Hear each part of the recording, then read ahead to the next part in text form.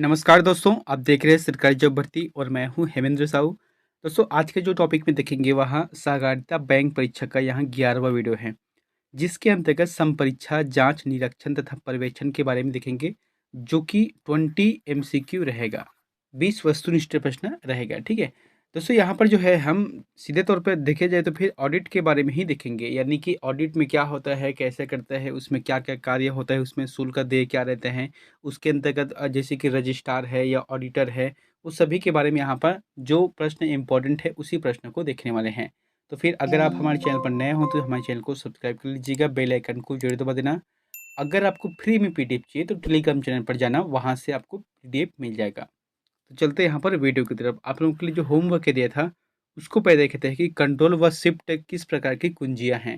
मैंने आपको बताया था ना, कंट्रोल, शिफ्ट है, अल्टर है, तो ये सभी जो है मॉडिफायर कुंजियाँ हैं। ठीक है, सी नंबर आंसर सही रहेगा।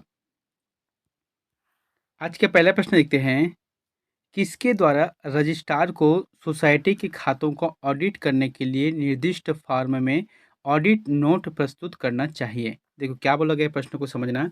किसके द्वारा रजिस्ट्रार को सोसाइटी के खातों का ऑडिट, यानी कि जो रजिस्ट्रार होते हैं सोसाइटी के ऊपर जो बैठते हैं, तो उनका कार्य क्या है कि जो ऑडिट के माध्यम से सोसाइटी की जो लेन देन है, लाभ हानि है, उस सभी को देखते हैं। तो ऑडिट नोट प्रस्तुत करना चाहिए, यानी कि ऑडिट बुक प्रस्तुत करना चाहिए। तो ये रहेगा ऑडिटर के माध्यम से, क्योंकि जो ऑडिट का कार्य है वो सभी ऑडिटर ही करते हैं। दूसरा प्रश्न देखते हैं, ऑडिट नोट में क्या जांचा जाता है कि ऑडिटर ने जानकारियों को प्राप्त किया है। यानी कि ऑडिट जो नोट होता है इसे जो है अंकेक्षण कहते हैं, अंकेक्षण बुक कहा जाता है इसे। तो इसके अंतर्गत क्या बोला गया है कि ऑडिटर के किन जानकारियों को प्राप्त किया जाता है। तो ये रहेगा सभी जानकारी और स्पष्टीकरण प्राप्त किए हैं जो ऑडिट के उद्देश्य के लिए आवश्यक है। यानी कि जो ऑडिट करना है उनका उद्देश्य क्या रहते हैं, यानी कि कुछ समय एक तैयार होता है, ब्रीफ तैयार होता है। जैसे कि मान जब मैं कहूँ, अगर 4 या 5 पेज का है, अगर हम उस चीज़ का अगर हम 2 लाइन में अगर ब्रीफ लिख देते हैं तो वही होता है ऑडिट करना। यानी कि उसकी जो जानकारी है समरी जानकारी लिखता है, जिससे किसी भी कार्य को अगर उस चीज़ को हम पढ़ सकते, या कोई भी ऑडिटर है या रजिस्ट्रार है उस चीज़ को पढ़ते, तो भी कम समय में उसको सभी जानकारी वहाँ मिल जाता है। अगला है, किस चीज़ की जांच ऑडिटर द्वारा बैलेंस शीट के मामले में की जाती है। बहुत ही इंपॉर्टेंट प्रश्न है। क्या बोला गया है कि ऑडिटर द्वारा जो बैलेंस शीट की जो जांच की जाती है वह किस क्षेत्र में होता है। तो ये रहेगा लाभ और हानि के मामले में। दोस्तों, मैंने पहले भी कहा था कि जैसे कि कोई ऑडिटर रहते हैं जो लिखा पढ़ी करते हैं उस चीज़ के बारे में, तो इसका उद्देश्य क्या रहता है, लाभ और हानि। अपने को जैसे कि कोई कंपनी है तो कंपनी को कितना फायदा हुआ है, कितना हानि हुआ है, उस सभी चीज़ के बारे में जानकारी जो है उसी के माध्यम से मिलता है, ऑडिटर के माध्यम से, जो कि अपने ऑडिट बुक तैयार करता है।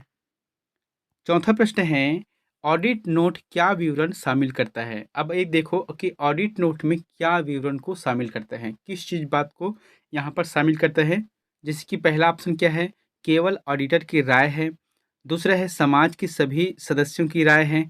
तीसरा है व्यय में या समाज को देय धन की वसूली है। या चौथा है सभी वर्गों की राय है। तो ये जो जवाब आ जाएगा सभी वर्गों की राय रहेगा। अब कैसे होगा, देखो मैंने यहाँ पर कुछ टिप करके लिखा भी है, इस चीज़ को समझते हैं पहले। ऑडिट नोट एक आवश्यक बुक है, एक आवश्यक पुस्तक है जिसका उपयोग उन महत्वपूर्ण बिंदुओं को नोट करने के लिए किया जाता है, और यह प्रक्रिया कंपनी के ग्रोथ में काफ़ी मदद करती है। इसमें कंपनी की स्थिति बड़ी आसानी से पता किया जा सकता है। यानी कि अगर इसमें सभी वर्गों को ध्यान में रखकर, यानी कि सभी वर्ग मतलब क्या होता है, ये कोई जाति वर्ग नहीं है, मतलब सभी क्षेत्रों को ध्यान में रखकर तैयार किया जाता है, इसमें शामिल किया जाता है। अगला है, ऑडिट नोट के अंतर्गत किस चीज़ का विवरण शामिल नहीं होता है। आपको बताना है कि ऑडिट नोट के अंतर्गत किस चीज़ का विवरण शामिल नहीं होता है।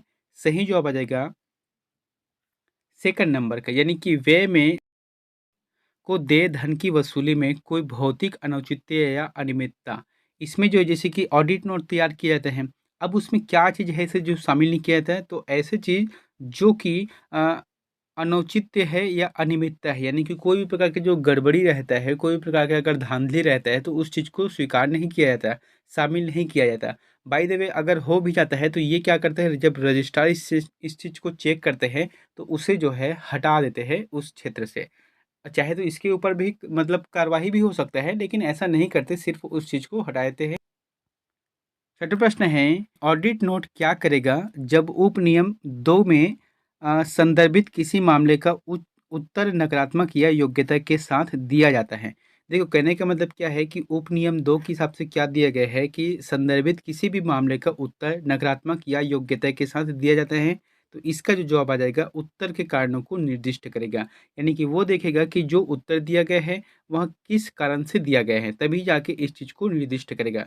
दोस्तों, ये जो है ना थोड़ा-सा बैंकिंग शब्द है, ठीक है? ऑडिट करना है, किस तरीक़े से कार्य होता है, और ख़ासकर से एक बात और है कि जैसे कि सहकारिता विभाग है, उसमें आपको सिर्फ़ सोसाइटी के अंतर्गत जो कार्य होते हैं, वो सब चीज़ को पढ़ना पड़ता है। अब सोसाइटी के अंतर्गत ऑडिट भी होता है, हर साल होता है कि नहीं होता है? वित्तीय वर्ष होता है, तो उसी में जो है सब चीज़ का लेन-देन हिसाब-किताब करता है कि कितने को जैसे कि सोसाइटी को फ़ायदा हो रहा है, कितने का नहीं हो रहा है। जिस तरीक़े से बैंकों में होता है, जिस तरीक़े से कंपनियों में होता है, तो सभी में क्या होता है, ऑडिट नोट तैयार किया जाता है कि कितना उनको लाभ हो रहा है, कितना हानि हो रहा है। तो यहाँ पर उनके योग्यता के साथ जो है निर्भर करते हैं। सातवां प्रश्न है, किसके द्वारा ऑडिट नोट प्रस्तुत किया जाता है? अब आपको देखना है किसके द्वारा जो है ऑडिट नोट प्रस्तुत करते हैं, तो ये रहेगा ऑडिटर। क्योंकि ऑडिट जो नोट है वहाँ ऑडिटर ही पेश करेगा। हालाँकि जैसे कि सोसाइटी के जो सदस्य हैं ये नहीं करेगा, संचालक समिति ये भी नहीं करेगा, सोसाइटी के सभी सदस्य ये नहीं करेगा। वहाँ पर जो मौजूद रहता है ऑडिटर, वही ही इस चीज़ को ध्यान करता है, इस चीज़ को यहाँ बनाने का कार्य करता है। अगला है, सहकारी समितियों के खाते का ऑडिट कौन करता है? अब आपको देखना है जो सहकारी समिति है, जैसे कि सोसाइटी है या सहकारी समिति है, उसके जो खातों का ऑडिट कौन करता है? तो ये रहेगा चार्टेड अकाउंटेंट रहता है, जैसे कि सीए बोलते हैं हम लोग, ठीक है? जो चार्टेड अकाउंटेंट होते हैं, तो वही लोग जो है इस चीज़ का अकाउंटेंट करते हैं, उस चीज़ को लिखते हैं। अगला प्रश्न है, ऑडिट नोट क्या होता है? तो आपको ये बताना है कि ऑडिट नोट क्या होता है? इसका जो जवाब किया जाएगा, ऑडिट का संक्षिप्त सारांश होता है। मैंने आपको शुरू से बताया था ना, एक ब्रीफ होता है। जैसे कि कोई ऑफिस में जाओगे, है ना? तो ऑफिस में अगर कोई प्रतिवेदन चलता है तो बहुत सारे पेज में रहता है, 8 पेज है, 10 पेज है। लेकिन उसके पहला पेज में पूरे पेज का सारांश 2-4 लाइन में लिखा रहता है। जिससे क्या रहता है कि कोई भी जो अधिकारी वर्ग रहता है या कोई भी जो जानकारी रहते हैं, वो सभी वो 4-5 जो लाइन है उसे पढ़कर वहाँ समझ जाता है कि इसके अंतर्गत क्या लिखा हुआ है। तो यही होता है कि ऑडिट नोट क्या होता है? ऑडिट का संक्षिप्त सारांश होता है। यानी कि जो भी लेखा-जोखा होता है, उनका सिर्फ़ एक सारांश होता है, मुश्किल से 1 पेज के अंतर्गत ही होता है। अगला है, ऑडिटर क्या होता है? अब यहाँ पर क्या आ गया, ऑडिटर क्या होता है? तो ऑडिटर मतलब क्या होता है, ये खातों को ऑडिट करता है। ऑडिटर का कार्य क्या होता है?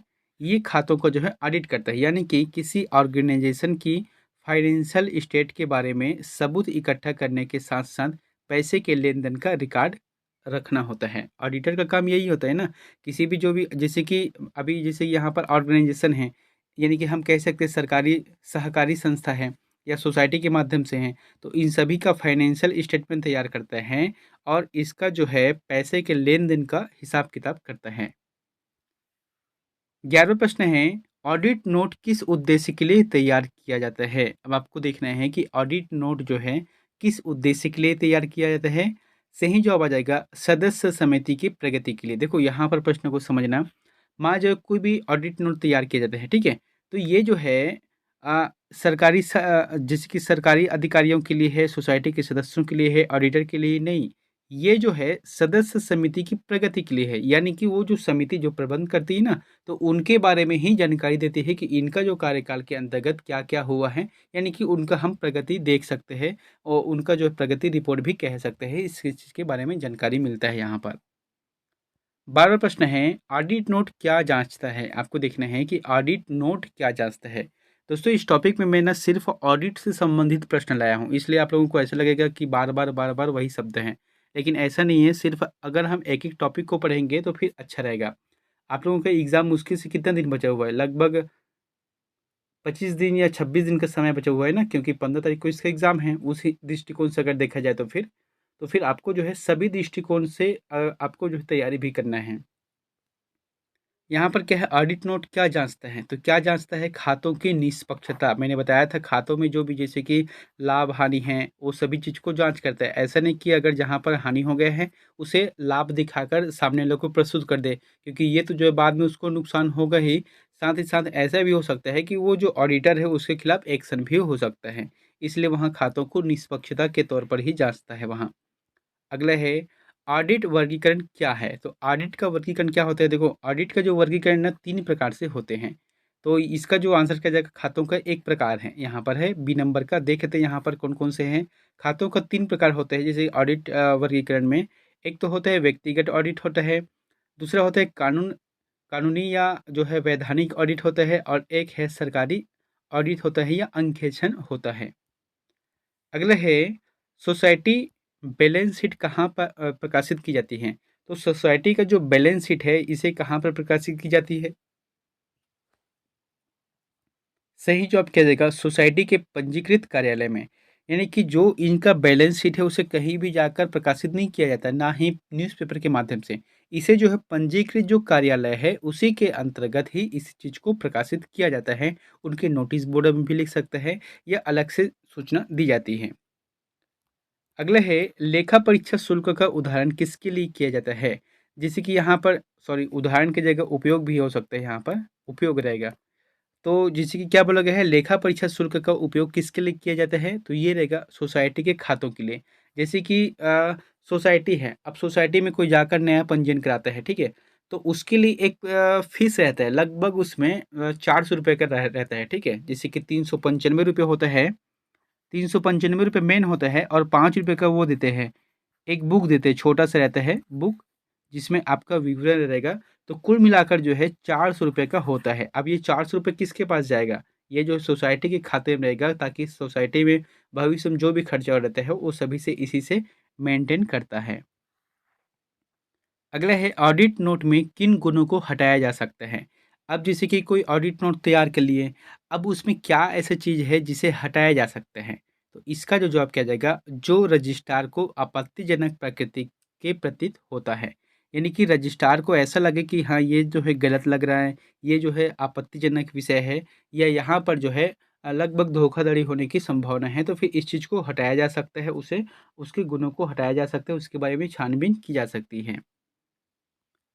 अगला नंबर का प्रश्न है, लेखा परीक्षा शुल्क क्या है? क्या बोला गया है, लेखा परीक्षा शुल्क क्या है? तो ये रहेगा ऑडिट फीस, है ना?